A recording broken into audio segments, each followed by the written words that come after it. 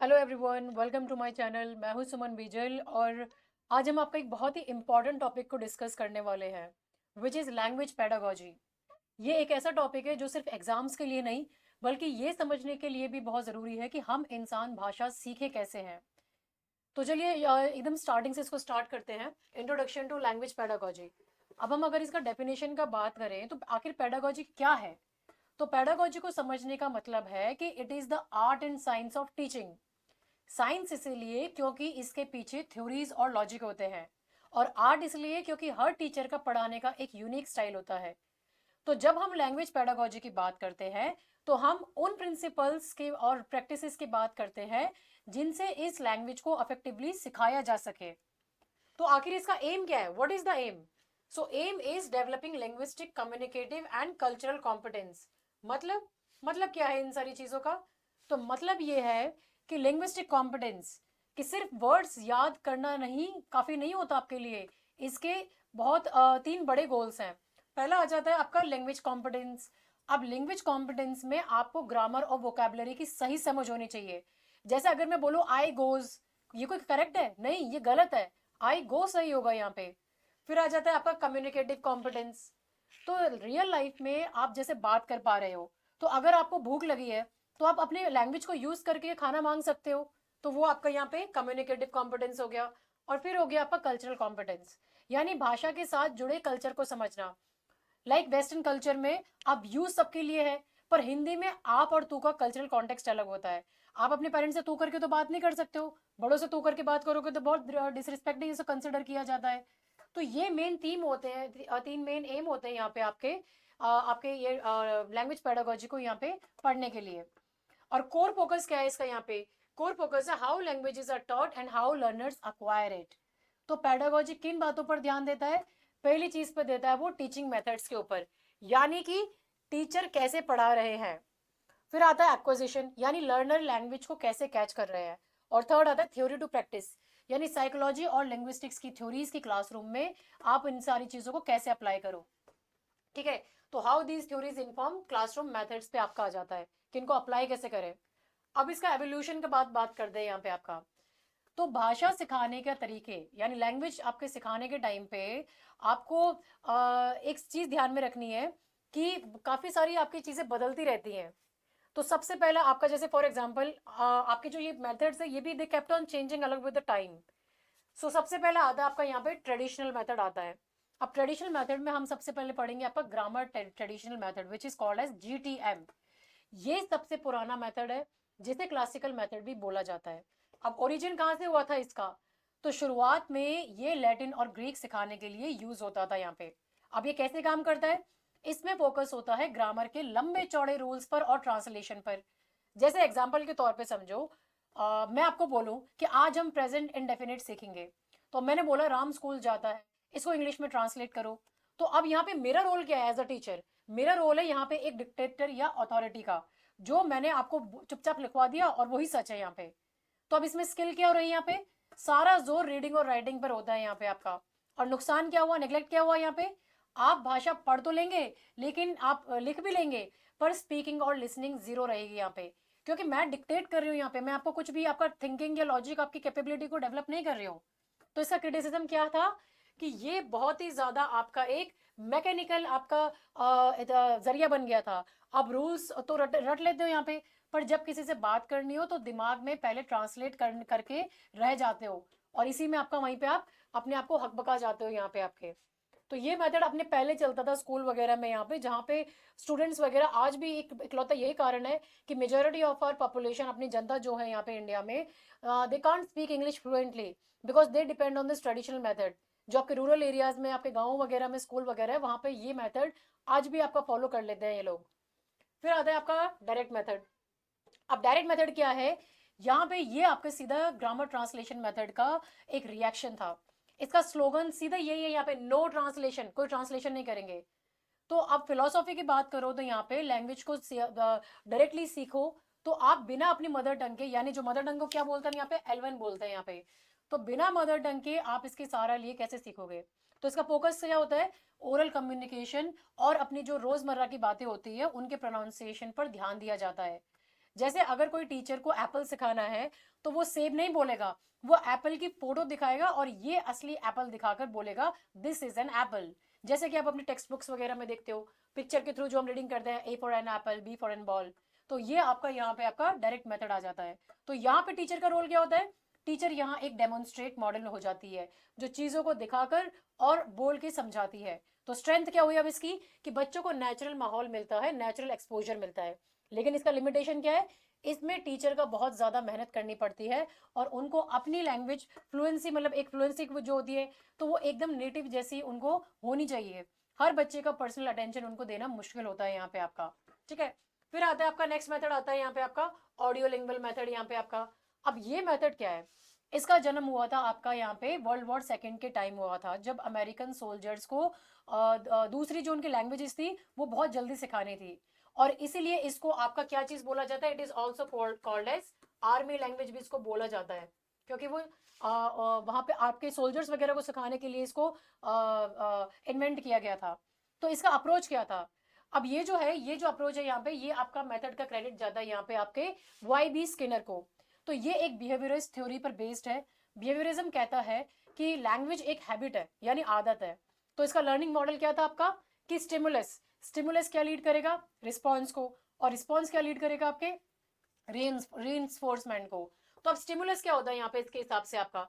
तो स्टिमुलस जो होता है यहाँ पे, स्टिमुलस का मतलब कि मैंने एक आपको सेंटेंस बोला एज अ टीचर, टीचर ने एक सेंटेंस बोला, रिस्पॉन्स क्या होगा? बच्चे ने उसको रिपीट किया। और रीइंफोर्समेंट क्या होगा? सही बोलने पर टीचर ने कहा वेरी गुड। तो ये क्या है? पॉजिटिव रीइंफोर्समेंट हो गया। ठीक है, तो इसमें टेक्निक्स क्या होती है? इसमें पैटर्न, ड्रिल्स और मिमिक्री का यूज होता है यहाँ पे। जैसे एग्जाम्पल के तौर पे टीचर बोलती है I have a pen, students बोलते हैं I have a pen. Teacher बोलती है बुक, स्टूडेंट्स बोलते हैं आई हैव अ बुक। तो बच्चे मशीन की तरह रिपीट करते हैं। तो इसकी स्ट्रेंथ क्या हुई? पॉजिटिविटी। इसकी स्ट्रेंथ क्या हुई? स्ट्रेंथ तो ये हुई कि इससे लिसनिंग और स्पीकिंग हैबिट्स बहुत स्ट्रांग हो जाती है, प्रोनाउंसिएशन सही हो जाते हैं। और वीकनेस, ये बहुत ही ज्यादा मैकेनिकल है। बच्चों को सेंटेंस रट तो जाते हैं, पर उनको अंडरस्टैंडिंग नहीं मिलती है यहाँ पे आपकी। ठीक है, तो रियल लाइफ कन्वर्सेशंस में अगर किसी ने आउट ऑफ कॉन्टेक्स्ट सवाल पूछ लिया तो स्टूडेंट ब्लैंक हो जाते हैं, क्योंकि उन्होंने उसकी ड्रिल नहीं की थी यहाँ पे। ठीक है, तो ये हो गया आपका ऑडियो लिंगुअल मेथड। नेक्स्ट आ जाओ यहाँ पे मॉडर्न कम्युनिकेटिव अप्रोचेस का बात करें तो मॉडर्न कम्युनिकेटिव अप्रोचेस की ये वो मेथड है जो आपके 1970s में काफी ज्यादा पॉपुलर हुआ था। तो 1970s के बाद पॉपुलर हुए ये, क्योंकि स्कॉलर्स को लगा कि सिर्फ ग्रामर रटना काफी नहीं है, असली मकसद तो लैंग्वेज को यूज करना भी तो है ना। तो अब आप इसको देखो, इसमें सबसे पहले आ जाता है आपका कम्युनिकेटिव लैंग्वेज टीचिंग। तो ये आज के टाइम का सबसे पॉपुलर मेथड है। लॉजिक क्या है इसका, कि डेल हाइम्स ने बोला था, ये इसका क्रेडिट किसको जाता है? डेल हाइम्स को जाता है ये आपका यहाँ पे। सो डेल हाइम्स ने कहा था कि सिर्फ लिंग्विस्टिक कॉम्पिटेंस यानी ग्रामर की नॉलेज काफी नहीं है, हमें कम्युनिकेटिव कॉम्पिटेंस भी चाहिए, यानी सिचुएशन के हिसाब से सही बात बोले। फिर इसका आता है यहाँ पे कोर प्रिंसिपल क्या होता है यहाँ पे आपका। तो कोर प्रिंसिपल का बात करें तो यहाँ फ्लुएंसी को एक्यूरेसी से ज्यादा इंपॉर्टेंस दी जाती है। टीचर ये नहीं देखता कि आपने एस लगाया है या नहीं, या फिर कि क्या सामने वाला आपकी बात समझ पाया है। ठीक है, वो ये इस पे फोकस करता है कि क्या आप अपने आप को एक्सप्रेस कर पा रहे हो और क्या सामने वाला आपकी बात को समझ पा रहा है। तो इसका फॉर्म क्या होता है? फंक्शन को ज्यादा तवज्जो दिया जाता है रादर देन अनदर फॉर्म। तो इसका मतलब ये है कि सेंटेंस का स्ट्रक्चर कैसा है उससे ज्यादा जरूरी होता है उसका काम क्या है। एग्जाम्पल समझो, अगर आपको रास्ता पूछना है तो ग्रामर परफेक्ट ना भी हो पर आप अपना मैसेज कन्वे कर देते हैं, है ना। तो ये आपका यहाँ पे कम्युनिकेशन लैंग्वेज टीचिंग है, यहाँ पे सक्सेसफुल है ये यहाँ पे। ठीक है, फिर आता है आपका एक दूसरा मेथड आता है आपका क्लासरूम मेथड आ जाता है यहाँ पे। तो क्लासरूम मेथड में यहाँ बच्चे चुपचाप नहीं बैठते यहाँ पे, बल्कि वो रोल प्ले करते हैं। जैसे एक डॉक्टर बना, एक पेशेंट बना, फिर वो पेयर वर्क काम करते हैं दोनों मिलकर और असली लाइफ की प्रॉब्लम सॉल्व करते हैं। तो यहाँ पे रोल क्या होता है टीचर का? टीचर यहाँ पे एज अ फैसिलिटेटर काम करती है, वो बस हेल्प करती है और स्टूडेंट नेगोशिएटर और मीनिंग है यहाँ पे, वो बातचीत से अपना रास्ता निकालते हैं। फिर आता है आपका यहाँ पे टास्क बेस्ड टीचिंग। अब इसका जन्म कहाँ हुआ था? इसका जो इन्वेंशन है उसका क्रेडिट जाता है इंडिया में। इंडिया में आपका बैंगलोर प्रोजेक्ट है जिसे आपके एनएस प्रभु ने डेवलप किया। किन्होंने किया? एनएस प्रभु ने। ठीक है, तो कोर आइडिया क्या था? कोर आइडिया ये था कि जब लैंग्वेज तब सीखी जाती है जब हम उसे कोई टास्क पूरा करने के लिए यूज करते हैं। तो इसमें इन्होंने बताया था, यहाँ पे इनका प्रोसेस बताया था। सबसे पहले आता है प्री टास्क। टीचर टास्क समझती है, जैसे एक रेलवे टाइम टेबल देखकर सबसे सस्ती ट्रेन ढूंढो, मैंने आपको ये टास्क दिया। अब टास्क कंप्लीशन में क्या होता है, बच्चे ग्रुप में टास्क करते हैं यहाँ पे और अपनी लैंग्वेज को यूज करते हैं। फिर फोकस किस पे दिया जाता है, टास्क के बाद टीचर उन वर्ड्स या ग्रामर पर बैठकर बात करती है यहाँ पे जो टास्क के दौरान इन्होंने अपनी यूज की गई थी। और रिफ्लेक्शन क्या होता है यहाँ पे, बच्चे सोचते हैं कि उन्होंने कोई नया काम सीखा यहाँ पे आपका, ठीक है। तो ये इस प्रोसेस के थ्रू यहाँ पे ऑब्जर्व करते हैं और फिर उसको डिस्कस करते हैं यहाँ पे। फिर आता है आपका नेचुरल अप्रोच। तो स्टीफन क्रैशन को क्रेडिट जाता है आपका नेचुरल अप्रोच को लेके यहाँ पे। स्टीफन क्रैशन ने ये कॉन्सेप्ट दिया जो कहता है कि हमें भाषा हमें सीखी नहीं, अक्वायर करनी चाहिए। तो की प्रिंसिपल क्या था इसका, की प्रिंसिपल था इसका यहाँ पे I+1 था यहाँ पे आपका। तो ये क्या है यहाँ पे, आपकी खुद की नेटिव लैंग्वेज जो आप जानते हो, आपकी मदर टंग प्लस एक और भाषा जो आप जानते हो। तो बच्चे को उसके करंट लेवल से थोड़ा ऊपर उठकर थोड़ा सा ऊपर उसका लैंग्वेज का इनपुट उसे मिलना चाहिए जो उसे समझ में आ सके। और यही होता है इसका एक कॉम्प्रिहेंसिबल इनपुट होता है यहाँ पे आपका। तो इसके लिए भी उन्होंने आपके 5 हाइपोथेसिस दिए थे। पहला दिया था एक्विजिशन लर्निंग। तो एक्विजिशन यानी नेचुरल सीखना, असली आपका यहाँ पे मेन लर्निंग है। तो लर्निंग जो रूल्स रटना है वो सिर्फ टेम्परेरी होता है, आप नेचुरली कैसे लैंग्वेज को सीख रहे हो वही परमानेंट है। फिर होता है मॉनिटर आपका यहाँ पे। तो हमारी लर्न नॉलेज बस हमारी मिस्टेक करने के लिए होती है यहाँ पे, है ना। हमारी जो जैसे फॉर एग्जांपल अभी इस भाषा में हम बात कर रहे हैं, तो इस भाषा में मैं उस अपनी लर्न लैंग्वेज से मॉनिटर कर सकती हूँ कि भाई मैं क्या गलत कर रही हूँ क्या नहीं कर रही हूँ। फिर होता है आपका नेचुरल ऑर्डर। तो ग्रामर के रूल्स एक फिक्स ऑर्डर में सीखे जाते हैं। बच्चे पहले ING सीखता है फिर SES सीखता है, तो ये ऑर्डर में यहाँ पे इसको आपको दिया जाता है। फिर होता है इनपुट हाइपोथेसिस, सिर्फ सुनने और समझने से ही एक्विजिशन होती है यहाँ पे आपकी, ठीक है। फिर बोल रहा है अफेक्टिव फिल्टर। तो सबसे इंपॉर्टेंट, अगर स्टूडेंट डरते हैं या स्ट्रेस में होते हैं तो उसका फिल्टर हाई हो जाता है और वो नहीं सीख पाएगा। इसीलिए एनवायरमेंट में लो एंजाइटी वाला होना चाहिए। आपने देखा होगा ना, आई एम प्रीटी श्योर आपने किया भी होगा, अगर आपके छोटे भाई बहन होंगे, आप उनको पढ़ा रहे होंगे और उन्हें कोई चीज समझ नहीं आ रही, आप उन्हें पीट पीट के पढ़ा रहे हो, बेचारा वहां पे ब्लैंक हो गया। क्यों ब्लैंक हो गया, क्योंकि आप उसको स्ट्रेस दे रहे हो, एंजाइटी दे रहे हो और इतने प्रेशर में वो सीख नहीं पा रहा है। तो यही आपका एनवायरमेंट होता है। अगर आप कोई चीज सीख रहे हो और अगर आपका टीचर आपको डांट रहा है, आपको सबके सामने कॉल आउट कर रहा है और आपको कुछ चीज समझ में नहीं आ रही है, तो वो कितने ही आपको रटवा ले लेकिन आप डर के मारे उसको सीख नहीं पाते हो। तो दैट्स बिकॉज ऑफ एंजाइटी। कल भी आपका यहाँ पे लैंग्वेज एक्विजिशन में मैंने समझाया था ये चीज, ठीक है। फिर नेक्स्ट आओ आपका टोटल फिजिकल रिस्पॉन्स आता है जिसको हम TPR भी बोलते हैं। अब ये जो मेथड है आपका TPR, ये आपका बिलीव करता है जिम सेशन के ऊपर, इसको क्रेडिट जाता है और ये आपके एक्शन पर बिलीव करता है। अब मेथड क्या है, यहाँ पे टीचर कमांड देती है और बच्चे उसे फिजिकल एक्शन से पूरा करते हैं। तो सीक्वेंस क्या होता है इसका, पहले बच्चा सिर्फ सुनता है और समझता है, तो ये कॉम्प्रिहेंशन हो गया। फिर एक्शन करता है यानी प्रोडक्शन, और जब कॉन्फिडेंट हो जाए तब वो बोलता है, जो स्पीच के थ्रू बोलता है। तो एग्जाम्पल के तौर पे समझो, टीचर बोलेगा जंप, बच्चा जंप करेंगे। टीचर बोलेगा टच योर नोज, बच्चा आपके नोज को टच करेंगे। तो ये क्या हो गया, कॉम्प्रिहेंशन हो गया यहाँ पे आपके, ठीक है। तो ये बेस्ट किसके लिए होता है, now this strategies is best for छोटे बच्चे जो बिगिनर्स के होते हैं उनके लिए, और उनके लिए ये सारी चीजें मैजिक की तरह काम करती है, ठीक है। वो जल्दी जल्दी सीख लेते हैं ऐसे उनको जब डिक्टेट किया जाता है तो। फिर आता है आपका साइलेंट वे। अब साइलेंट वे, इसका फिलोसॉफी एकदम अलग है। Teacher should be silent and student should speak. तो ये जो टेक्निक है यहाँ पे, ये टेक्निक टीचर बहुत कम बोलता है यहाँ पे, और ये टेक्निक का आपका केलेब गटरगो को यहाँ पे आपका क्रेडिट जाता है। तो ये आप एक तरह से आप देख लो यहाँ पे आपका कि कोजिनेर रॉड जो आपके और फिडल कार्ड्स है, उन्होंने आपका एक सिग्नल्स को यूज किया था यहाँ पे आपका ना, सिग्नल्स देने के लिए। तो गोल क्या था यहाँ पे, बच्चे खुद डिस्कवर करें और खुद मिस्टेक्स अपने ठीक भी करें। तो ये है आपके लर्नर ऑटोनॉमी। क्या चीज डेवलप करती है ये, this leads to the development of learners autonomy, जहाँ पे वो खुद सीख रहा है और खुद अपनी गलती को करेक्ट कर रहा है यहाँ पे आपका। तो टीचर बस एक गाइड की तरह यहाँ पे आपका इशारा करता रहता है यहाँ पे, बाकी उससे ज्यादा कुछ नहीं करता है यहाँ पे, ठीक है। फिर आता है आपका सजेस्टोपीडिया। अब इसमें लैंग्वेज सिखाने के लिए साइकोलॉजी का यूज होता है। तो इसका कॉन्सेप्ट क्या होता है कि हमारे दिमाग में बहुत सी लिमिटेशंस होती हैं कि हम नहीं सीख सकते, तो सजेस्टोपीडिया उन्हें हटा देता है, यानी आपका डिसजेशन हो जाता है यहाँ पे आपका। इसका क्रेडिट ज्यादा डेवलपर जॉर्गे लाजानोव को यहाँ पे। और क्या मतलब है यहाँ पे आपका, जैसे एग्जाम्पल के तौर पे देखो, क्लासरूम बहुत कंफर्टेबल होता है, सोफे है वहाँ पे, हल्की सी लाइट है और बैकग्राउंड में कोई म्यूजिक बजता रहता है। तो इससे दिमाग क्या होता है आपका, एक अल्फा स्टेट में चला जाता है, जहाँ रिटेंशन, आपकी जो रिटेंशन पावर होती है वो बढ़ जाती है। तो इसका प्रोसेस क्या होता है, टीचर बहुत ही बड़े ही मतलब ड्रामेटिक स्टाइल में टेक्स्ट पढ़ता है म्यूजिक के साथ में, और स्टूडेंट्स रिलैक्स होकर उसको सुनते हैं। ठीक है, तो ये हो गया यहाँ पे आपका सजेस्टोपीडिया। यहाँ पे इसमें आपको एटमॉस्फेयर, माहौल आपको क्रिएट करना होता है यहाँ पे आपका। ठीक है, लेकिन ये अगेन, ये माहौल अगेन आपके सब्जेक्टेड है हर इंडिविजुअल के ऊपर।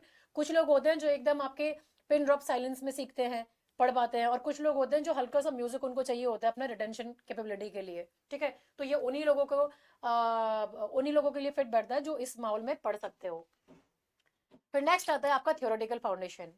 ये वो आपका फिलोसॉफी है या साइकोलॉजिकल थ्योरी है जिन पे सारे टीचिंग मेथड्स टिके हुए हैं। ठीक है, तो सबसे पहले आ जाओ आपका बिहेवियरिज्म का बात करें, तो ये स्किनर और पावलोव को इसका क्रेडिट जाता है। तो बिहेवियरिज्म का मानना था कि इंसान का दिमाग एक खाली स्लेट, यानी कि आपका किसका जैसा है, टबुला रासा जैसा है आपका। यहाँ पे क्या है, ये टबुला रासा जैसा है यहाँ पे आपका। हम भाषा वैसे ही सीखते हैं जैसे कि एक सर्कस का जानवर ट्रिक सीखता है, यानी कंडीशनिंग के जरिए। तो इसका लॉजिक क्या था, लॉजिक इन्होंने बताया था यहाँ पे आपका कि लैंग्वेज एक हैबिट है जो प्रैक्टिस से आती है। तो इसमें क्या चाहिए इनको, स्टिमुलस रिस्पॉन्स चेंज चाहिए होता है। जहाँ पे स्टिमुलस कौन होता है यहाँ पे आपका, स्टिमुलस रिस्पॉन्स में आपका जो स्टिमुलस है यहाँ पे, स्टिमुलस टीचर ने बोला एप्पल, रिस्पॉन्स क्या होगा, बच्चे ने रिपीट किया एप्पल, है ना, और फिर रीइंफोर्समेंट क्या होगा, टीचर ने कहा वेरी गुड। तो इससे बच्चे की आदत यहाँ पे पक्की हो जाती है। ठीक है, तो इसका रिजल्ट क्या होता है, इसी वजह से आपके ऑडियो लिंग्वल मेथड पैदा होते हैं, जहां ड्रिल्स और रिपीटेशंस पर आपका सारा जोर दिया जाता है। जैसे हम बचपन में टेबल पढ़ते हैं, 2 1 2 2 2 4, तो ये आपका एक बिहेवियरिज्म है यहाँ पे आपका। ठीक है, तो ये आपने यहाँ पे ध्यान देना है। फिर आता है आपका कॉग्निटिविज्म, इसका क्रेडिट जाता है नाओएम कॉम्स्की को। तो कॉम्स्की ने बिहेवियरिज्म को बिल्कुल रिजेक्ट कर दिया था।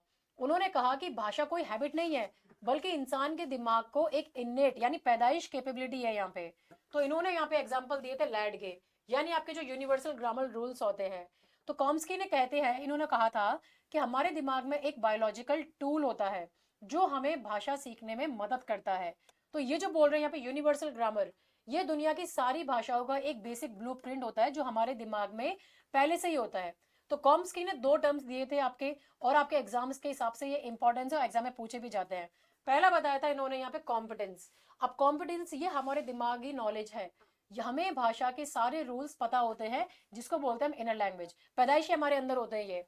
फिर होता है, इन्होंने बताया था दूसरा इनका परफॉर्मेंस। अब परफॉर्मेंस ये वो है जो हम इसलिए जो हम रियलिटी में बोलते हैं। ठीक है, तो कभी कभी हम जब हम बहुत ज़्यादा टायर्ड होते हैं या फिर हम एंशियस होते हैं, तो उसकी वजह से हम गलत बोल देते हैं, पर इसका मतलब ये नहीं है कि हमें ग्रामर नहीं आती है, वी डू नो दैट।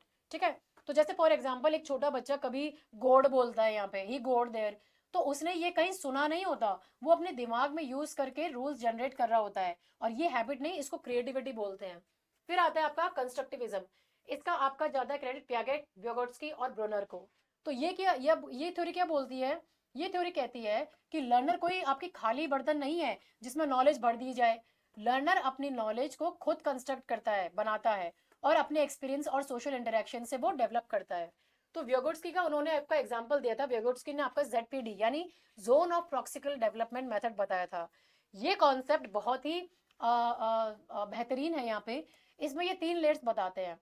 पहला बताते हैं कि जो काम बच्चा खुद कर सकता है, दूसरा होता है जो काम बच्चे किसी की हेल्प से करता है, जिसको हम स्कैफोल्डिंग बोलते हैं यहाँ पे आपका। ठीक है, यहाँ पे ये हेल्प से करता है, इसी के अंदर आएगा आपका चॉइस भी है स्कैफोल्डिंग, जहाँ पे हम किसी की हेल्प से इसको कर रहे हैं यहाँ पे आपका। ठीक है, और जो बच्चा अभी कर भी नहीं सकता है यहाँ पे, तो स्कैफोल्डिंग क्या होता है, यानी टीचर या कोई बड़े बच्चे को थोड़ी सी हेल्प या हिंट या सपोर्ट देता है ताकि वो मुश्किल काम कर सके। जैसे आप एग्जाम्पल समझो, जब आप साइकिल चलाना सीखते हो, तो पीछे से कोई हैंडल पकड़ता है, वो सपोर्ट है, वो स्कैफोल्डिंग है, और जिस जोन में आप सीख रहे हैं वो ZPD है, जोन ऑफ प्रॉक्सिमल डेवलपमेंट। तो ये उसी का पार्ट है आपका स्कैफोल्डिंग यहाँ पे। ठीक है, फिर आता है आपका सिस्टमेटिक फंक्शन लिंग्विस्टिक, जो आपके MA के हैलिडे को जाता है। अब हैलिडे ने कहा कि आपकी लैंग्वेज जो है वो सिर्फ और सिर्फ आपके रूल्स के पुलिंदा नहीं है, यहाँ पे उसके एसोसिएटेड नहीं है, उस पर डिपेंडेंट नहीं है। लैंग्वेज एक सिस्टम ऑफ चॉइसेस है, हम कॉन्टेक्स्ट के हिसाब से चूज करते हैं कि हमें बोलना क्या है। इसमें सबसे पहला आता है आपका मेटा फंक्शन। अब हैलिडे ने कहा कि आपकी लैंग्वेज 3 बड़े काम करती है। पहला होता है आइडिएशनल, यानी अपने आइडियाज और एक्सपीरियंसेस को शेयर करना, दुनिया के बारे में बताना। फिर ये बता रहे हैं यहाँ पे आपका इंटरपर्सनल, अब इंटरपर्सनल में दो लोगों के बीच क्या आपका जो रिलेशन बनते हैं, रिक्वेस्ट कर रहे हो, ऑर्डर दे रहे हो, वो बात करते हैं। फिर आता है टेक्सचुअल, यानी बातों को सही ढंग से ऑर्गेनाइज करना ताकि वो एक मैसेज की तरह लगे। एग्जाम्पल समझो, अगर आप अपने फ्रेंड से पानी मांगते हो तो बोलोगे पानी दो यार, पर अगर आप अपने बॉस से पानी मांगोगे तो बोलोगे सर मैं I have some water please. तो लैंग्वेज सेम है, पर कॉन्टेक्स्ट के हिसाब से अपने अपनी चॉइस को बदल दिया। ठीक है, तो ये हो गया आपका यहाँ पे सारी चीजें। अब हम बात करते हैं आपके पेडागोजिकल प्रिंसिपल्स और स्किल डेवलपमेंट को लेके। ठीक है, ये वो फाउंडेशनल पिलर्स है जो डिसाइड करते हैं कि एक क्लासरूम में लैंग्वेज सिखाने का सही ऑर्डर क्या होना चाहिए और टीचर को कब और कितनी हेल्प करनी चाहिए। पहला आता है आपका नेचुरल स्किल डेवलपमेंट। ठीक है, तो दुनिया की कोई भी लैंग्वेज सीखने का एक नेचुरल और लॉजिक ऑर्डर होता है, जिसे हम बोलते हैं आपके LSRW, यानी listening, speaking, reading and then writing. ये ऑर्डर आप इसी में इसको ध्यान रखेंगे। ये सीक्वेंस वही है जो एक छोटा बच्चा फॉलो करता है अपनी मदर टंग सीखते वक्त, और आप भी इस ऑर्डर को चेंज नहीं करेंगे, इसको एग्जैक्ट रखेंगे, नहीं तो आपका आंसर गलत कर दोगे। तो सबसे पहले आता है आपका L, यानी कि आपका लिसनिंग आ जाता है। अब सबसे पहले हम सिर्फ सुनते हैं। एक बच्चा 1-2 साल जो स्टार्टिंग के इनिशियल ईयर्स होते हैं, वो सिर्फ अपने पेरेंट्स को सुनता है। स्टेज पर दिमाग उसके जो है लैंग्वेज को एब्जॉर्ब करता है ना। तो इसे हम बोलते हैं आपकी रिसेप्टिव स्किल। फिर आता है आपका स्पीकिंग। अब सुनने के बाद बच्चा टूटी फूटी भाषा बोलने की कोशिश करता है, ये होता है प्रोडक्टिव स्किल, यानी बिना सुने इनपुट के बोलना, यानी आउटपुट को ट्राई करना यहाँ पे। फिर आता है आपका रीडिंग। तो जब बच्चा बोलना सीख जाता है तब उसे स्कूल में आप अल्फाबेट और वर्ड्स दिखाए जाते हैं, तो ये डिकोडिंग का प्रोसेस होता है। और फिर आता है राइटिंग, ये सबसे कॉम्प्लेक्स और एक लास्ट स्टेज होती है। तो इसके लिए जो आपका ब्रेन होता है, दिमाग होता है, आईज और हैंड्स, इनका कोऑर्डिनेशन चाहिए होता है। फॉर एग्जाम्पल, अगर आपको फ्रेंच सीखनी है और मैं पहले दिन ही आपको ऐसे लिखवाने को दे दूं, यहाँ पे राइटिंग दे दूं, तो आप नहीं सीख पाओगे, यहाँ पे कभी भी नहीं सीख पाओगे, फेल हो जाओगे। तो सही तरीका यही है कि पहले आप फ्रेंच को यहाँ पे, या तो मैं आपको सॉन्ग्स दूं या मूवीज में सुनाऊं आपको यहाँ पे, फिर मैं उनके छोटे फ्रेजेस बोलना सिखाऊं यहाँ पे आपका। तो पहला क्या है, आप सुनोगे, लिसन करोगे, फिर आप स्पीक करोगे। ठीक है, फिर आपको मैं इंट्रोड्यूस करूंगी यहाँ पे राइटिंग वगैरह। ऑलराइट, फिर आता है आपको यहाँ पे स्कैप फोल्डिंग, जो वेगोट्स्की का है यहाँ पे। तो स्कैप फोल्डिंग का लिटरल मीन मतलब होता है पर्दा, या हेल्प करने वाला, यहाँ पे जो बिल्डिंग बनाते वक्त आपका ये लगाया जाता है। तो जब बिल्डिंग खड़ी हो जाती है तो आपका जो ये मचानदा जिसे बोलते हो आप यहाँ पे, उसको हटा दिया जाता है। तो वेगोट्स्की ने इसी कॉन्सेप्ट को एजुकेशन में यूज किया। तो डेफिनेशन क्या बताई थी यहाँ पे इन्होंने, इन्होंने बोला था इसको लेके कि लर्नर को दी जाने वाली टेम्परेरी सपोर्ट, ये स्कैफोल्डिंग होता है। तो टीचर बच्चे को तब तक सपोर्ट करता है जब तक वो खुद उस काम को करने के काबिल हो जाए। तो इसका सीक्वेंस क्या है, पहला होता है आपका यहाँ पे, ये लेकर आते हैं आपके टीचर मॉडल्स को। मैं समझा देती हूँ, यहाँ पे ये टीचर मॉडल्स को लेकर आते हैं आपके यहाँ पे। तो टीचर मॉडल्स क्या होता है, यानी आई डू, ये टीचर मॉडल हो गया यहाँ पे आपका। तो सबसे पहले टीचर खुद करके दिखाती है, फिर टीचर ने बोर्ड पर एक सेंटेंस लिखा और बताया कि प्रिपोजिशंस कैसे यूज होते हैं। फिर होता है यहाँ पे आपकी गाइडेड प्रैक्टिस। अब गाइडेड प्रैक्टिस में होता है यहाँ पे वी डू, स्टूडेंट्स करते हैं यहाँ पे इसको। तो यहाँ पे फिर टीचर बच्चों के साथ मिलकर प्रैक्टिस करता है। एग्जाम्पल, टीचर बच्चों से फिल इन द ब्लैंक्स करवाता है और जहां वो अटकते हैं वहां उनको हिंट दे देता है। फिर आता है यहाँ पे इंडिपेंडेंट यूज, यानी कि यू डू। ठीक है, अब यहाँ पे सिर्फ स्टूडेंट करेगा। अब यहाँ पे क्या होता है, जब टीचर को लगता है कि बच्चा सीख गया है तो वो सपोर्ट हटा देता है और बच्चों को अकेले ही काम करने के लिए देता है यहाँ पे। ठीक है, तो अगर हम यहाँ पे आपके कंपेयर करें इसको स्कैफोल्डिंग वर्सेस स्पून फीडिंग को, तो स्पून फीडिंग में टीचर सारा काम खुद कर देता है, लेकिन स्कैफोल्डिंग में टीचर सिर्फ हिंट या सपोर्ट देता है ताकि बच्चा खुद दिमाग लगाए यहाँ पे आपका। ठीक है, तो ये आपको यहाँ पे इसको लेके ध्यान में रखना है। ऑलराइट, अब हम इसके बात करते हैं यहाँ पे आपके इंग्लिश इन यूज और आपके जो वर्ल्ड इंग्लिश है यहाँ पे, कचरों के 3 सर्कल मॉडल के बारे में हम यहाँ पे अब आपके बात करेंगे। ठीक है, तो ब्रज खचरू ने, ये जो हम जिनके बारे में बात कर रहे हैं ब्रज खचरू है यहाँ पे, इन्होंने आपका 1965 में नॉट 65 सॉरी, इन्होंने 1985 में आपका क्या किया था, इंग्लिश बोलने वाली दुनिया को 3 हिस्सों में बांट दिया। पहला बताया था इन्होंने एक आपका इनर सर्कल। ठीक है, ये इनर सर्कल है पहला। तो ये वो लोग हैं जिनकी मातृभाषा यानी मदर टंग ही इंग्लिश है, इन्हें हम आपके नेटिव स्पीकर्स कहते हैं। जैसे कि कंट्रीज हो गया आपके यूके, यूएसए, ऑस्ट्रेलिया, न्यूजीलैंड, है ना। अब इनका रोल क्या होता है यहाँ पे, ये नॉर्म प्रोवाइडिंग होते हैं। ये हो गया आपका, ये इसको बोलते हैं हम यहाँ पे आपका बॉस सर्कल।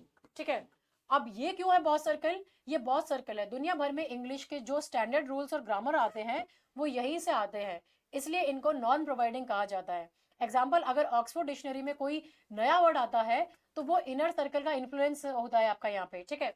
फिर आ जाता है आपका आउटर सर्कल। अब ये वो आपके कंट्रीज है जहाँ इंग्लिश पहले कॉलोनियल रूल यानी ब्रिटिश राज की वजह से आई थी, लेकिन अब वहाँ की लाइफ का एक ज़रूरी हिस्सा बन गई है। जैसे अपनी इंडिया हो गई, नाइजीरिया हो गई, फिलीपींस हो गई है, पाकिस्तान हो गया है, सिंगापुर हो गया है। तो इनका रोल क्या होता है, ये नॉर्म डेवलपिंग है यहाँ पे आपके। तो ये सबसे इंटरेस्टिंग सर्कल है। हम लोग आपके ब्रिटिशर्स से उनकी लैंग्वेज को, इंग्लिश को ब्लाइंडली फॉलो नहीं करते, बल्कि हम अपनी वैरायटी भी हम लोगों ने बना ली है, जैसे हमारी इंडियन इंग्लिश है, इसलिए इसे नॉर्म डेवलपिंग बोला जाता है। हम बोलते हैं ना प्रीपोन, डूइंग द नीडफुल या कजन ब्रदर, तो ये वर्ड्स यूके यूएसए में नहीं मिलेंगे आपको, पर हमारे यहाँ पे ये सही माने जाते हैं आपके यहाँ पे, जिसको हम बोलते हैं नेटिवाइजेशन, है ना, जहाँ पे हमने हमारी भाषा को भी इंक्लूड कर दिया है। फिर आता है आपका थर्ड सर्कल जो होता है आपका एक्सपेंडिंग, ठीक है। तो ये वो कंट्रीज है जहां इंग्लिश का कोई कॉलोनियल पास नहीं है, लेकिन वो ग्लोबल बिजनेस, साइंस और इंटरनेट के लिए इंग्लिश सीख रहे हैं। अब ये कौन सी कंट्रीज हो गई, चाइना, जापान, ब्राजील, जर्मनी, ये सब वो कंट्रीज हैं। तो इनका अपना कोई इंग्लिश स्टैंडर्ड नहीं होता, ये लोग हमेशा इनर सर्कल यानी यूएसए या यूके की इंग्लिश को कॉपी करने की कोशिश करते रहते हैं, इसलिए ये नॉर्म डिपेंडेंट कहलाए जाते हैं। जैसे कि एक चाइनीज स्टूडेंट जब इंग्लिश सीखता है तो वो कोशिश करता है कि उसका एक्सेंट अमेरिकन हो, ठीक है। तो ये आपको यहाँ पे ध्यान में रखना है। अब आप यहाँ पे आ जाओ, हम यहाँ पे आपका बात करेंगे सॉसोर और नॉम्स्की के बारे में यहाँ पे, ठीक है। तो अब ये आपको देखना है लैंग्वेज और कम्युनिकेशन के सबसे बड़े कॉन्सेप्ट्स। ये टॉपिक थोड़ा सा आपका एब्स्ट्रैक्ट है, मैंने कल भी एक्सप्लेन किया था, लेकिन यहाँ पे आपका थोड़ा रिविजन की तरह इसको एक बार देख लेते हैं, इंपॉर्टेंट है, इसलिए प्लीज पे अटेंशन। ये आपका जो ये कम्युनिकेशन कॉन्सेप्ट में सॉसर और कॉम्स्की को बताया गया है, ये कहलाए जाते हैं आपके ग्रेट लैंग्विस्ट्स। तो लैंग्वेज को समझने के दो बड़े नजरिए होते हैं, एक होता है सोशल और दूसरा होता है मेंटल। अब फर्डिनेंड सॉसर ने यहाँ पे आपका लैंग और परोल, ये सॉसर को स्ट्रक्चरलिज्म का पिता माना जाता है, फादर ऑफ स्ट्रक्चरलिज्म। तो उन्होंने लैंग्वेज के दो हिस्सों में इसको बांटा। पहला आता है लैंग, तो ये लैंग्वेज का वो एब्स्ट्रैक्ट सिस्टम है जो पूरे के पूरे सोसाइटी के पास है। जैसे डिक्शनरी और ग्रामर के सारे रूल्स को जब हम हमारे दिमाग में आते हैं, तो बिना रूल्स के हम भाषा ये बताते हैं कि बिना रूल से कोई आपकी स्टैंडर्ड भाषा नहीं फॉलो की सकती, या फिर नहीं आप बताई जा सकती यहाँ पे। तो ये रूल्स हमारे ऑटोमेटिक दिमाग में बैठे रहते हैं आपके, जो आपके कल्चर डोमिनेटिंग होते हैं। फिर आता है परोल। अब ये लैंग्वेज का वो रियल रूप है जो हम बोलते हैं। हर इंसान का बोलने का तरीका अलग होता है, और वो आपका पैरोल होता है। जैसे आप देखो ट्रैफिक सिग्नल्स के रूल सबके लिए एक है, तो वो क्या हो गया, लैंग हो गया। पर रास्ते पर हर ड्राइवर कैसे गाड़ी चलाता है वो उसकी अपनी चॉइस है, और वो हो गया परोल, ठीक है। फिर आ जाता है यहाँ पे आपका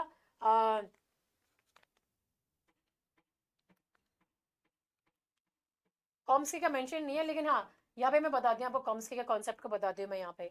तो कॉम्स्की का कॉन्सेप्ट आता है आपको कॉम्पिटेंस और परफॉर्मेंस को लेके। तो कॉम्स्की ने लैंग्वेज को साइकोलॉजी और दिमाग से जोड़ा। उनके दो मेन कॉन्सेप्ट है, कॉम्पिटेंस मैं पहले ही बता चुकी हूँ, ये एक इंसान की वो ब्रेन की कैपेबिलिटी है, मेंटल कैपेसिटी जिसे आप बोलते हो, जिससे वो लैंग्वेज के रूल्स जानता है, ये आइडियल होता है। और परफॉर्मेंस, जब हम लैंग्वेज को बोलते हैं, परफॉर्मेंस में गलतियां भी हो सकती है और स्लिप ऑफ टंग भी हो जाता है, घबराहट के मारे हम गलत बोल देते हैं, पर इसका मतलब ये नहीं कि इंसान को लैंग्वेज नहीं आती है। तो डिफरेंस क्या है दोनों में, सॉसॉन ने सोशल सिस्टम्स पर फोकस किया और कॉम्स्की ने आपकी मेंटल प्रॉपर्टी पे फोकस किया है। अब नेक्स्ट आता हूँ, ये नेक्स्ट आते हैं आपके हॉकेट के डिजाइन। तो चार्ल्स हॉकेट ने बताया कि इंसानी जो लैंग्वेज है वो आपकी एनिमल कम्युनिकेशन से डिफरेंट क्यों है। सबसे पहले एग्जांपल दिया था उन्होंने आर्बिट्रेरीनेस का, किसी चीज के नाम और उस चीज के बीच कोई नेचुरल लिंक नहीं होता है। जैसे एग्जांपल के तौर पे देखो, एक टेबल को हम टेबल क्यों कहते हैं, हम हिंदी में क्या बोलते हैं, टेबल को मेज बोलते हैं। तो अब उस मेज को मैंने टेबल बोला, तो मैंने क्यों बोला उसको यहाँ पे, मेज में ऐसी कोई खासियत तो है नहीं यहाँ पे जो टेबल की आवाज निकाले, तो हमने बस मान लिया उस बात को। तो ये वो बताते हैं आर्बिट्रेरीनेस, कि कोई नेचुरल लिंक नहीं है आपके साउंड और मीनिंग के बीच में। डिस्प्लेसमेंट होता है यहाँ पे, ये यहाँ पे आपके जो इंसान है ये उन चीजों के बारे में बात कर सकता है यहाँ पे, जो वहां पे आपके प्रेजेंट नहीं है, या जो हो चुकी है। एग्जाम्पल, मैं आपसे 10 साल पुरानी यादों के बारे में बात कर सकती हूँ, या मैं अपने फ्यूचर आपके साथ में डिस्कस कर सकती हूँ, पर एनिमल्स ये सारी चीजों को अपनी लैंग्वेज में नहीं कर सकते हैं, ठीक है। फिर आता है यहाँ पे आपका प्रोडक्टिविटी। तो प्रोडक्टिविटी में हम फाइनाइट रूल से इनफाइनाइट सेंटेंसेस बना सकते हैं। एग्जाम्पल, आप आज एक ऐसा डिफरेंट सा सेंटेंस बोल सकते हो जो पूरी दुनिया में पहले कभी किसी ने नहीं बोला। तो ये क्या हो गया यहाँ पे, ये आपका प्रोडक्टिविटी हो गया, है ना। फिर आता है आपका डुअलिटी ऑफ पैटर्निंग। तो हम मीनिंग साउंड्स जैसे क, आ, प, इनको जोड़कर मीनिंगफुल यूनिट बना सकते हैं यहाँ पे आपके। मैं अगर यहाँ पे सिर्फ एक सिंपल साउंड निकालूं का, तो क्या इसका मीनिंग निकल सकता है? नहीं। लेकिन अगर मैं ये बोलूँ का, ये साउंड आ गया, फिर मैंने आ, ये साउंड निकाला मैंने आ, तो क्या निकाल दिया मैंने? ये साउंड को ज्वाइन करके कैप निकाल दिया मैंने। तो मैंने ये साउंड्स को जोड़ के एक मीनिंगफुल यूनिट क्रिएट कर दी है। फिर ये बता रहे हैं यहाँ पे स्पीच एक्ट थ्योरी। तो स्पीच एक्ट थ्योरी, ये थ्योरी कहती है कि बोलना सिर्फ वर्ड्स निकालना नहीं है, बल्कि कुछ परफॉर्म करना भी होता है। तो इसकी इन्होंने 3 स्टेजेस दी है। पहली स्टेज है यहाँ पे लोकेशनरी एक्ट। तो ये सिर्फ सेंटेंस का लिटरल मीनिंग है। एग्जाम्पल, मैंने कहा बारिश होने वाली है ना, तो ये आपका लिटरल मीनिंग हो गया कि हाँ ठीक है बारिश होने वाली है अभी, it will rain in some time, ठीक है। फिर होता है आपका एक इलोकॉशनरी एक्ट। तो ये होता है यहाँ पे बोलने वाले का असली इरादा। तो फोर्स इंटेंशन क्या था यहाँ पे? मतलब कि बारिश होने वाली है, मतलब अम्ब्रेला ले आओ या कपड़े अंदर ले आओ, सूख रहे हो मतलब बाहर सूख रहे हो तो अंदर ले आओ। ये इंटेंशन था मेरा, अनस्पोकन इंटेंशन, ठीक है। फिर प्रीलोकेशनरी एक्ट हो गया यहाँ पे, the actual effect on the listener. सुनने वाले पर उसका क्या असर हुआ, वो इफेक्ट हुआ। अब मैंने बोला बारिश होने वाली है, तो जो सामने सुन रहा है उसने जाके या तो खिड़की बंद कर ली या वो ऊपर से कपड़े उतार कर ले आया, तो ये अफेक्ट हुआ उसका यहाँ पे, ठीक है। फिर आ जाते हैं आपके पिडगिन और क्रियोल को लेके। अब ये लैंग्वेज को चेंज होते टाइम पे जब दो आपके अलग कल्चर्स मिलते हैं, उनके बारे में बात कर रहा है। तो पिडगिन क्या होता है? जब दो अलग लैंग्वेज बोलने वाले लोग ट्रेड या काम के लिए मिलते हैं और एक काम चालू यानी लैंग्वेज बना लेता है, तो वो आपका यहाँ पे पिडगिन होता है। जैसे मैं यहाँ पे बाहर जा रही हूँ, यहाँ पे किसी अफ्रीकन कंट्री में, और मैं उसको बता रही हूँ वहाँ पे कैब में बैठने के बाद में कि भाई मुझे यहाँ पे इस एड्रेस पे जाना है। ना मुझे अफ्रीकन आती है ना अगले इंसान को हिंदी आती है, but still we are communicating somehow. तो वो जो डेवलप सिस्टम, वो जो लैंग्वेज सिस्टम हमने डेवलप किया है, वो आपका पेडिगन कहलाता है यहाँ पे। तो इसमें कोई नेटिव स्पीकर नहीं होता और ग्रामर बहुत ही सिंपल होती है, ठीक है। और क्रियोल क्या होता है आपका यहाँ पे? क्रियोल यहाँ पे जब वही पिडगिन इतनी पॉपुलर हो जाए कि अगली जनरेशन की बच्चे उसे पहली भाषा यानी नेटिव लैंग्वेज के रूप में आपका यूज करने लग जाए, ठीक है, तो वो आपका क्रियोल हो गया यहाँ पे, ठीक है। तो ये हो गया आपका यहाँ पे सारा। अब आप बात करेंगे यहाँ पे हम आपका डिस्कोर्स एनालिसिस को लेके। तो डिस्कोर्स एनालिसिस और टेस्टिंग की, ये दोनों टॉपिक्स आपके लैंग्वेज की बहुत इंटेंसिटी और मेजरमेंट से जुड़े हुए हैं। यहाँ पे आपके डेप्थ और मेजरमेंट को साथ में आप देखोगे इनको। तो ये आप हम कब बात करते हैं? जब हम सेंटेंसेस को जोड़कर एक लंबी बात या पैराग्राफ बनाते हैं, कम्युनिकेट कर रहे होते हैं, तो ये यूज होता है, डिस्कोर्स कहते हैं इसको हम। तो एक अच्छे डिस्कोर्स के लिए 2 चीजें होनी बहुत जरूरी है। पहला है आपका कोहेशन चाहिए होता है हमें यहाँ पे, यानी कि ग्रामेटिकल लिंक्स। तो कोहेशन का मतलब है सेंटेंस को आपस में जो लिंग्विस्टिक जुड़ाव होता है वो। तो ये वो ग्लू है जो वर्ड्स और सेंटेंसेस को जोड़ता है। जैसे प्रोनाउंस का यूज करने के लिए Ram is a boy, he is tall, conjunctions में एंड आ गए, बट आ गए, और जो एलिप्सिस हम यहाँ लगाते हैं, ठीक है। अब मान लीजिए सेंटेंसेस में ये ब्रिक्स आ गई हैं यहाँ पे आपके, तो कोहेशन क्या हो गया यहाँ पे? कोहेशन इसका सीमेंट है जो इनको फिजिकली जोड़कर रखता है, यहाँ पे ब्रिक और ब्रिक को यहाँ पे आपके जोड़कर रखता है, ठीक है। अब कोहेरेंस क्या हो गया यहाँ पे आपका? कोहेरेंस यानी लॉजिकल सेंस। कोहेरेंस का मतलब है आइडियाज का लॉजिकल जुड़ाव। अगर आप अपने सेंटेंस जुड़े हुए हैं, आपके सेंटेंस में बात कर रहे हो पर उनका कोई मतलब ही नहीं निकल रहा है, तो कोहेरेंस नहीं होता। जैसे मैंने बोला मुझे भूख लगी है, आज थर्सडे है ना, और भारत एक देश है। तो यहाँ सेंटेंसेस सही हैं, पर इनका कोई आपको लिंक समझ में आ रहा है? कोई लॉजिकल कनेक्शन है? नहीं। तो इसलिए ये कोहेरेंट नहीं होंगे यहाँ पे आपके, ठीक है। तो कोहेरेंट क्या है? कोहेरेंस वो डिजाइन या मैप है जिससे पता चले कि बन क्या रहा है यहाँ पे आपका, ठीक है। तो वो हो गया। फिर होता है डिस्कोर्स मार्कर्स। तो ये सिग्नल्स है, ये वो वर्ड्स होते हैं जो रीडर्स को रास्ता दिखाते हैं कि आगे होने का वाला है ना। तो ये क्यों यूज होते हैं? ये यूज होते हैं आपके कॉन्ट्रास्ट दिखाने के लिए, ये हाउएवर वगैरह यूज हो गए यहाँ पे आपके, ऑन द अदर हैंड, है ना। और रिजल्ट दिखाने के लिए, देयरफॉर, कंसिक्वेंटली, और एडिशंस के लिए, फर्दर मोर, मोर एवर, ये वो वर्ड्स हो गए यहाँ पे आपके। अब आप एप्लीकेशन इन टेस्टिंग को देखोगे यहाँ पे, तो जैसे बच्चे ने क्या सीखा, और इसे चेक करने के 2 मेन तरीके होते हैं जिसको आप यहाँ पे पता कर सकते हो। पहला होता है आपका फॉर्मेटिव असेसमेंट के थ्रू, जिसे बोलते हैं हम यहाँ पे ऑनगोइंग या डायग्नोस्टिक असेसमेंट। तो ये असेसमेंट होता है लर्निंग के लिए, तो ये पढ़ाई के दौरान आपका चलता रहता है यहाँ पे। अब इसका मेन पर्पस क्या होता है? तो इसका पर्पस होता है ग्रेड देना नहीं, बल्कि आपके बच्चों की क्या कमियां हैं उनको पहचान कर उनको सुधारना। जैसे एग्जाम्पल के तौर पे यूनिट टेस्ट चल रहा होता है या क्लास क्विज चल रहा होता है, तो टीचर बीच बीच में आपके क्वेश्चन पूछती है, तो इससे उनको क्या है, तुरंत फीडबैक मिल जाता है कि उनको समझ में आ रहा है कि नहीं आ रहा है। फिर होता है आपका समेटिव असेसमेंट यानी कि फाइनल। तो इससे हम असेसमेंट ऑफ लर्निंग कहते हैं। ये कोर्स या साल के खत्म होने पर होता है, जैसे कि आपके एनुअल एग्जाम्स हो गए। तो इसका इसका एम आपके बच्चे को जज करना या पास या फेल करने का सर्टिफिकेट देना होता है यहाँ पे आपका। ठीक है कि भाई उसने सीखा कि नहीं सीखा। जैसे फाइनल बोर्ड एग्जाम्स, सेमेस्टर के एंड एग्जाम्स, वो इस कैटेगरी में आते हैं। फिर आता है आपका एरर एनालिसिस। तो पहले लोग सोचते थे कि गलती यानी एरर करना आपका एक बहुत बड़ा पाप कर दिया आपने। पर पिट कॉर्डर ने 1960s में कहा कि एरर्स बहुत ज़रूरी हैं। तो लॉजिक क्या था इसका? एरर्स लर्नर्स की प्रोग्रेस के लिए एक विंडो है। तो गलती देखकर ही टीचर को समझ आ जाता है कि बच्चे के दिमाग में या भाषा का क्या सिस्टम चल रहा है यहाँ पे। जैसे एग्जाम्पल के तौर पे देखो, अगर बच्चा आई गोड बोल रहा है तो इसका मतलब है कि उसको पास्ट टेंस का रूल पता है, पर वो एक्सेप्शन नहीं जानता। तो ये गलती उसके सीखने का प्रोसेस का सबूत है यहाँ पे आपका। ठीक है, तो ये आपके सारे मेथड्स है। अब इसको फटाफट से रिवाइज करो यहाँ पे। लैड क्या है? Language acquisition device. ये कॉम्स्की का प्रपोज मेंटल ऑर्गन है। हमारा आई आई यानी आपका मदर टंग, और +1 यानी जो लर्न लैंग्वेज है। ये क्रेशन का कंसेप्ट है कॉम्प्रिहेंसिबल इनपुट को लेके। ZPD यानी जोन ऑफ प्रॉक्सिकल डेवलपमेंट, व्यगोट्स्की का है यहाँ पे आपका। नेटिवाइजेशन आपका प्रोसेस है यहाँ पे, जिसमें आप आपका इंग्लिश को अडेप्ट करते हो लोकल इंडियन कॉन्टेक्स्ट में यहाँ पे। साइलेंट वे क्या है? Using coloured rods to keep the teacher silent. ठीक है, अब इन क्वेश्चंस को सॉल्व करते हैं यहाँ पे आपका। क्या करेक्ट आंसर होगा यहाँ पे आपका? क्वेश्चंस वगैरह को देख लो एक बार आपका यहाँ पे। पहला आपका आता है which of Stephen Krashen's hypothesis suggest that conscious knowledge of grammar rules only act as an editor that checks the output of the acquired system. तो ये होता है आपका मॉनिटर हाइपोथेसिस। तो क्रेशन कहता है कि हम भाषा को, लैंग्वेज को अक्वायर करते हैं।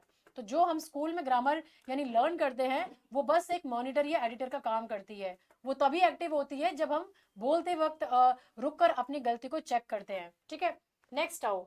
इन the context of B B Kachru's 3 circle of English which of the following is an example of outer circle. कौन सा एग्जाम्पल है आउटर सर्कल का? नाइजीरिया आपके आउटर सर्कल का एग्जाम्पल।